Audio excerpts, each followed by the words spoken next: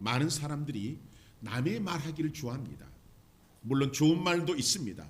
남을 칭찬하고 높여주고 참 잘한다고 말하며 대화하고 헤어질 때 기분이 좋습니다. 또한 친한 사람을 칭찬하고 높여주는 대화를 하고 나갈 때 나중에 그 친한 사람을 만날 때 반갑고 기분이 좋습니다.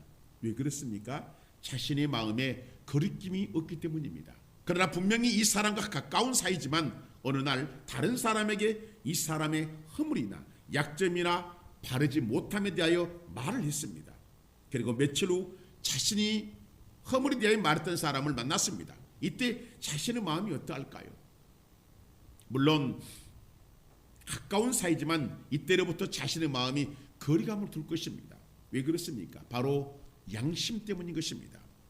상대방은 아무렇지도 않는데 자신이 했던 말들에 대하여 죄책감이 든 것입니다. 만약에 이 상태로 오래 가다 보면 반드시 그 친구를 잃어버릴 것입니다. 이 친구와 다시금 회복하려면 자신이 남에게 했던 부정적인 말들을 솔직히 고백하고 용서를 구해야 할 것입니다. 설령 자신이 했던 말들이 사실일지라도 다른 사람에게 비판했던 모든 말들에 용서를 구해야 할 것입니다. 그래야만 관계 회복이 될 것이기 때문입니다. 물론 자신이 남에게 했던 비방의 말들을 당사자에게 고백하지 않았다 할지라도 그 사람은 모르기 때문에 그냥 지나칠 수도 있을 것입니다. 아무렇지 않게 친하게 지낼 수도 있을 것입니다.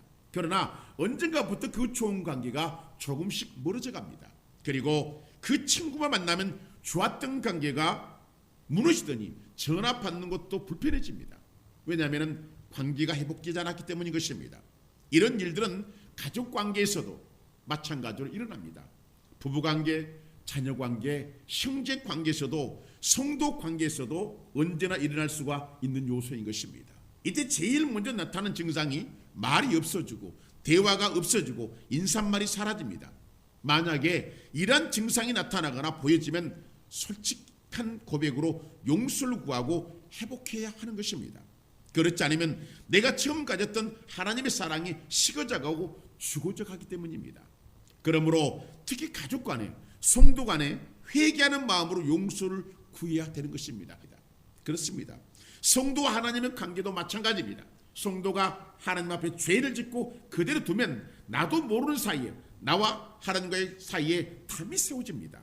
이 담 때문에 내가 기도했던 모든 기도가 가로막혀 버립니다. 이 사실을 모르면서 자신의 기도가 응답이 없다고 투덜거린다면 기도는 점점 멀어질 것이고 하나님과 관계도 결국 깨어지고 말 것입니다. 그러므로 가장 중요한 것은 하나님과의 관계를 회복하는 것이 중요합니다. 왜냐하면 나와 하나님과의 담이 높아지면 높아질수록 어둠은 가까이 오고 빛은 멀어져 가며 천국은 멀어지고 지옥은 점점 밝게 다가올 것이기 때문입니다.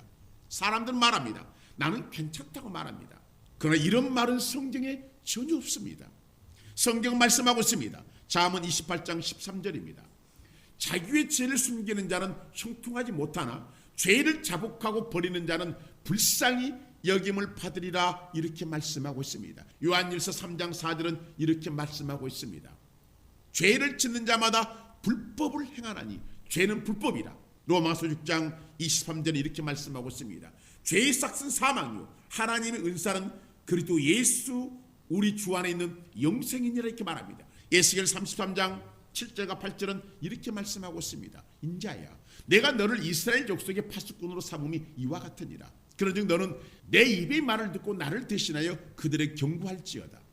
가령 내가 악인에게 이르기를 악인아 너는 반드시 죽으리라 하였다 하자 내가 그 악인에게 말로 경고하여 그의 길에서 떠나게 하지 아니하면 그 악인은 자기 죄악으로 말미암아 죽으려니와 이렇게 말씀하고 있습니다. 보십시오 여러분.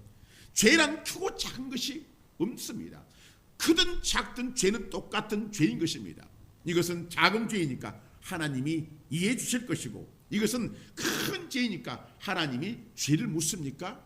하나님은 그렇지 않습니다. 죄의 삭은 사망인 것입니다. 죄를 지은 자는 반드시 죽습니다. 여기서 죽는다는 것은 지옥을 뜻합니다. 그러므로 크든 작든 죄를 지으면 회개해야 하는 것입니다. 이때 하나님은 용서를 해주시는 것입니다. 왜 하나님은 회개하면 용서를 해주시는 것일까요? 바로 하나님은 사랑이시기 때문인 것입니다. 사랑이 전제이신 하나님은 우리를 벌하시려고 하는 목적이 아니라 용서하시는 데 목적이 있으시다는 것을 아셔야 되는 것입니다. 본문의 내용을 살펴보면 예수님께서 이 땅에 희생제물 오신 것에 대하여 말씀을 하십니다. 본문 9절을 보십시오. 그 후에 말씀하시길 보시옵소서 내가 하나님의 뜻을 행하려 왔나이다 하셨으니 그 첫째 것을 폐하시면 둘째 것을 세우려 하심이라 이렇게 말씀하고 있습니다. 무슨 말씀입니까 여러분? 이 첫째 것은 첫 언약을 폐하시고 새 언약을 세우신다고 하십니다. 첫 것, 즉 율법의 지배 아래 있는 제사와 예물, 번제, 속죄제 등을 폐하신 목적은 바로 둘째 것을 세우시기 위함이라는 것입니다. 무슨 말입니까?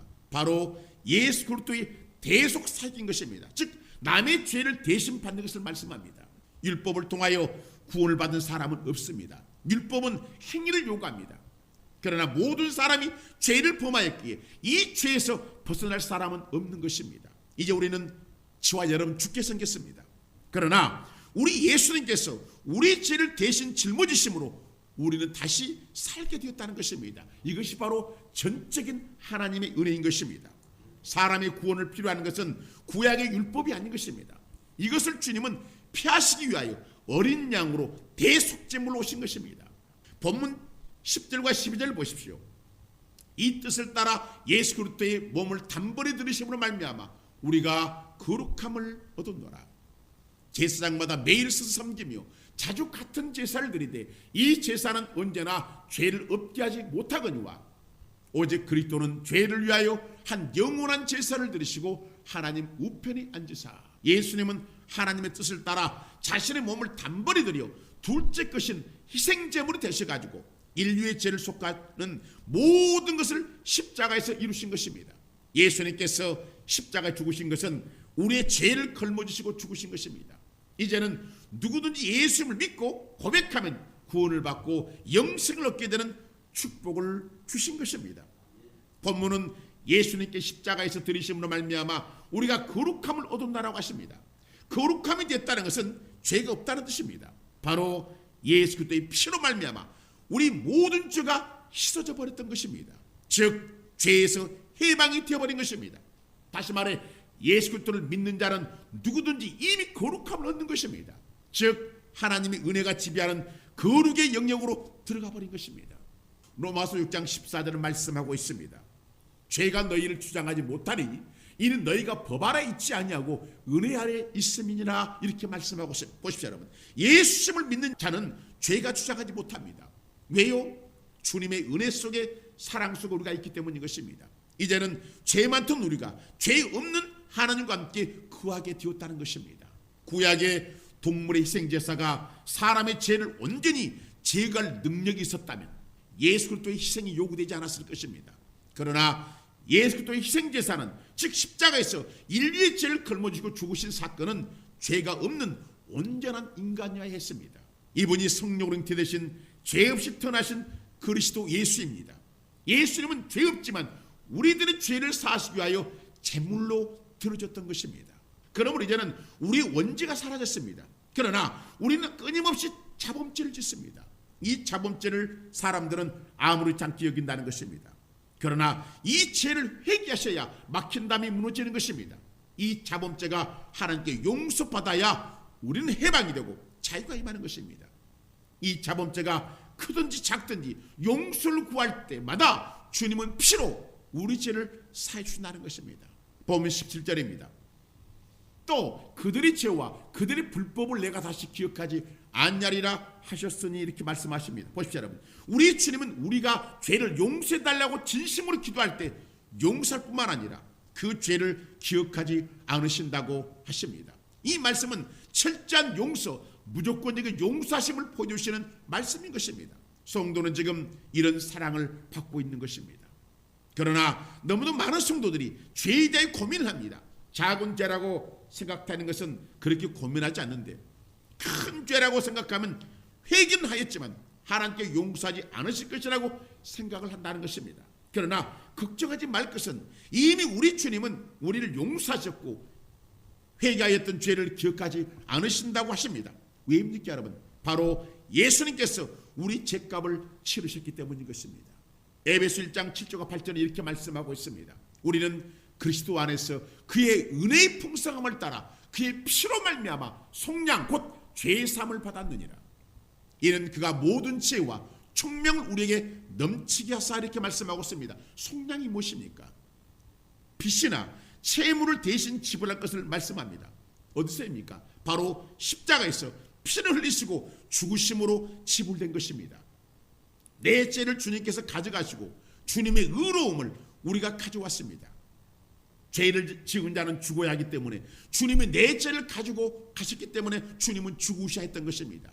그리고 우리는 예수님의 죄 없는 의로움을 받는 것입니다. 골로새서 2장 13절과 14절입니다.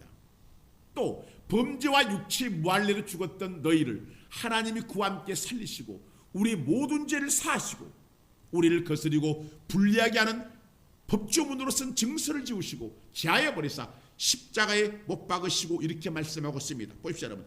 사랑하는 성도 여러분, 오늘 우리가 예수님을 영접하였습니다. 그러므로 지금까지 지었던 모든 죄, 악한 마음, 악한 행동, 비난, 비판, 판단 등 수많은 죄 하나하나에 하나님의 무서운 심판을 받아야 되지만 사랑의 하나님에 의하여 예수님으로 우리 모든 죄를 사심으로 모든 죄값이 예수님의 피값으로 완불 체결되어 버린 것입니다.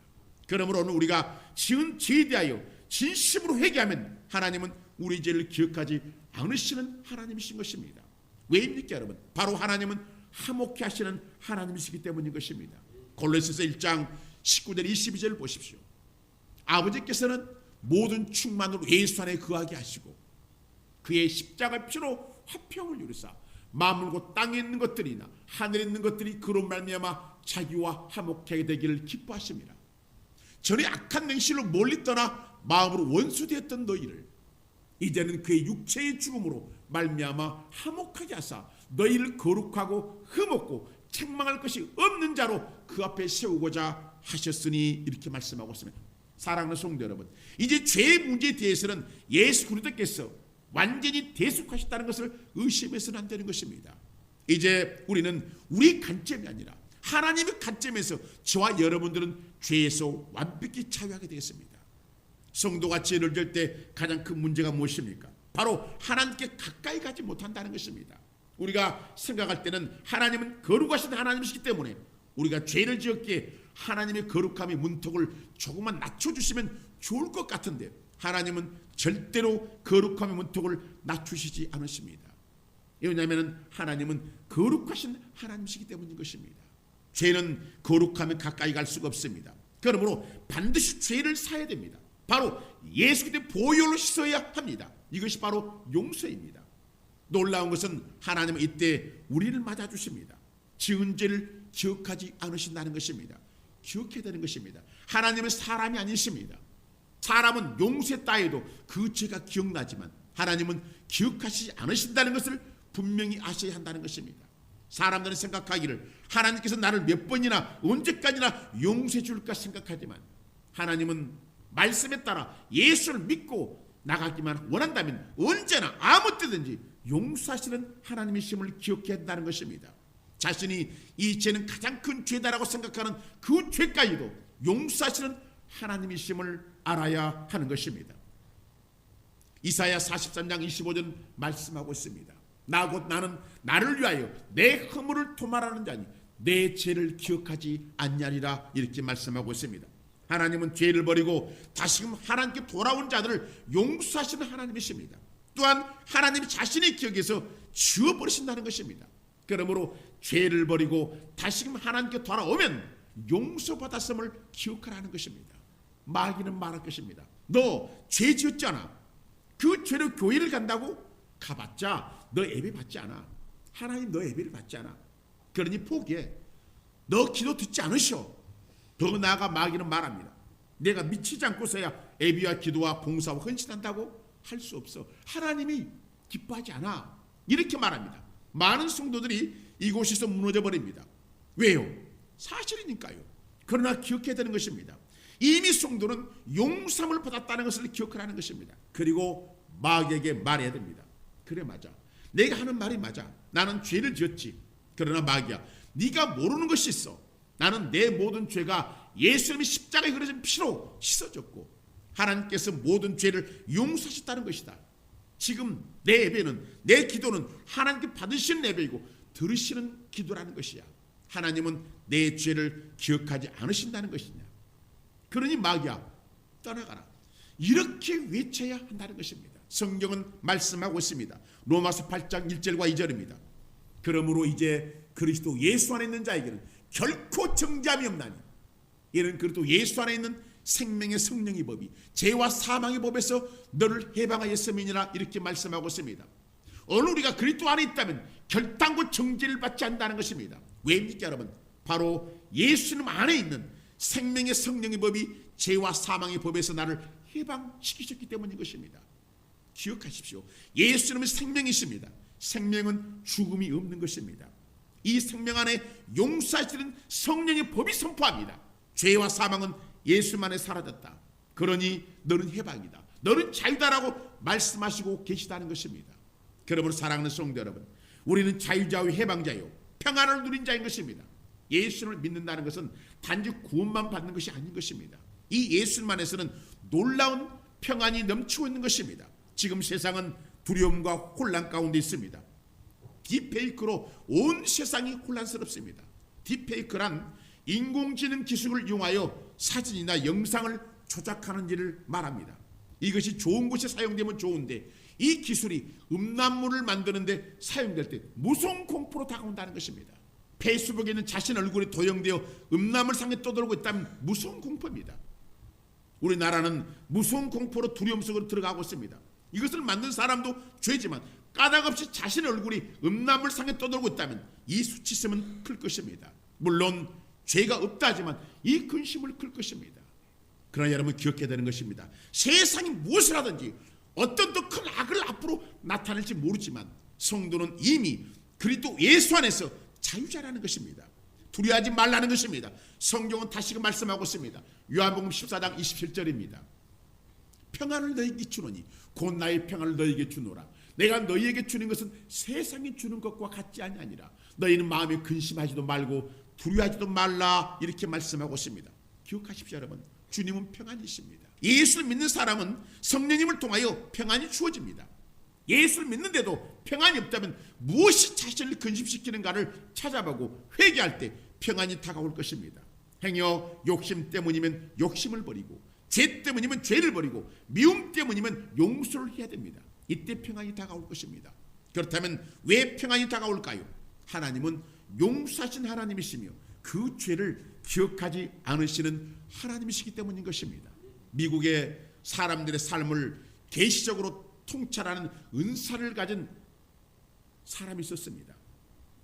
저녁 예배 시간에 장로교 목사님과 사모님에게 사역을 해주셨습니다. 성령님 은사로 그 부부의 과거, 현재 상황을 이야기하며 앞으로 되어질 일들을 밝혀 말씀해 주었습니다. 그가 예언한 대로 되어진 부부는 한 달 후에 다른 두 목사님과 사모님들을 그 모임에 인도했습니다. 이때 지식의 말씀이 강하게 임하였고 두 번째 목사님과 사모님은 그 예언의 말씀의 정확성에 깜짝 놀랐습니다.